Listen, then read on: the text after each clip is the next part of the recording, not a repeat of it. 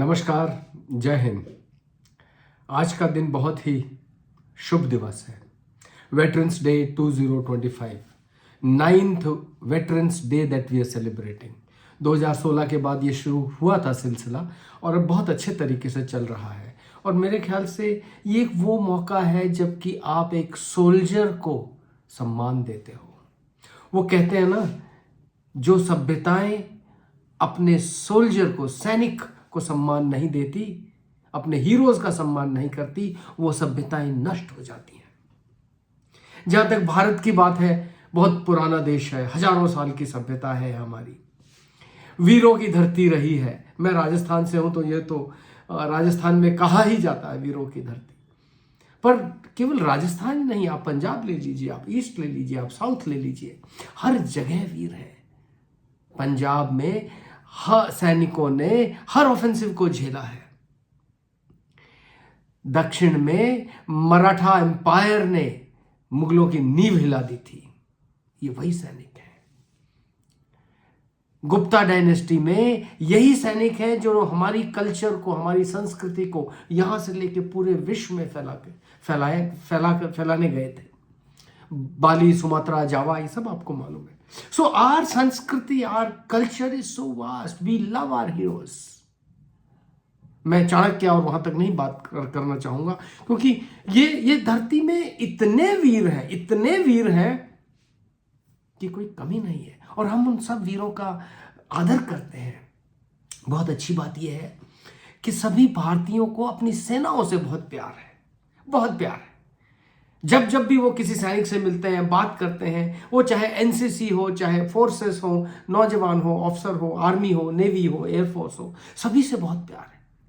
एक जो sense of discipline है, अनुशासन है, वो और जगह नहीं दिखाई देता। सिविल वर्ल्ड के अंदर तो बहुत मुश्किल है। 8 बजे का काम है, लोग 9 बजे तक पहुंचते हैं। वो चाहे ऑफिस का काम हो, दिन का काम हो, बिजनेस का काम हो, शाम की पार्टी हो, लेट आना हमारी सभ्यता बन गई आजकल, ये आज के जमाने में, कलयुग में। लेकिन ऐसा करना क्या हमको शोभा देता है? आज के इस पावन दिवस पर, आज मकर संक्रांति भी है, भूतपूर्व सैनिकों का हम लोग वेटरन्स डे मनाते हैं। इस दौरान मैं रिकॉल करना चाहूँगा कि भारत के अंदर वेटरन्स डे क्यों मनाया जा रहा, क्यों शुरू किया गया। आपको ध्यान है 1947 में जनरल करियप्पा हमारे आर्मी चीफ बने, पहले आर्मी चीफ बने। जिस दिन उन्होंने 15 जनवरी को कमान संभाली, उस दिन सेना दिवस घोषित किया गया। जिस दिन वो वेटरन बने, यानी जिस दिन रिटायर हुए, उस दिन को वेटरन्स डे कहा गया।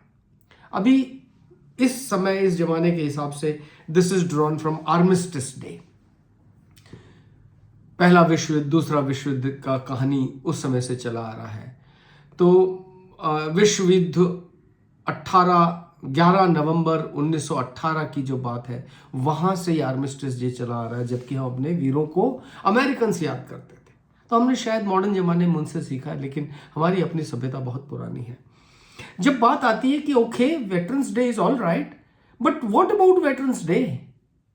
बहुत सारी सुविधाएं हैं जो सरकार वेटरन्स को देती है, भूतपूर्व सैनिकों को देती है।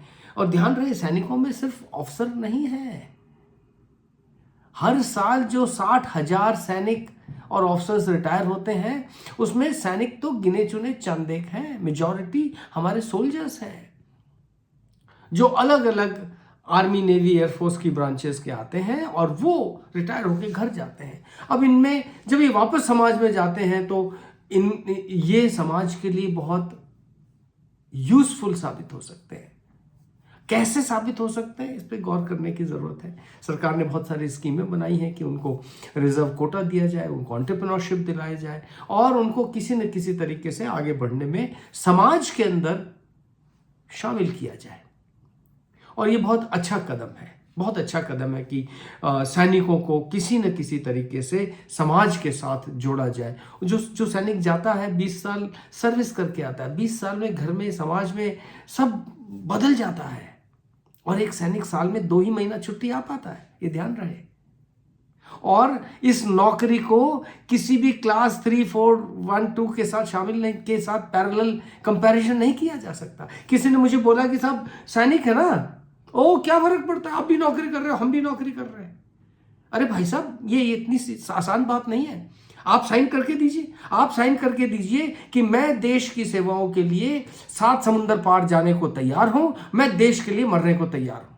आप ये अपना डेथ वारंट खुद साइन करते हैं जब आप सेना ज्वाइन करते हैं, कोई और सर्विस नहीं करवाती है। तो ये मेजर फर्क हमको समझने की जरूरत है कि जो इंसान देश के लिए जान देने को तैयार है, देश के लिए जान दुश्मन की लेने को तैयार है, उसको किसी और से कंपैरिजन नहीं करना चाहिए। और जब वो जाता है 20 साल बाद आता है तो समाज 20 साल आगे बढ़ चुका है, वो 20 साल से या ज्यादा से सेनाओं में सर्विस कर रहा है। तो ये जो गैप हो जाता है वापस आते वक्त, इस गैप को समाज को समझने की जरूरत है।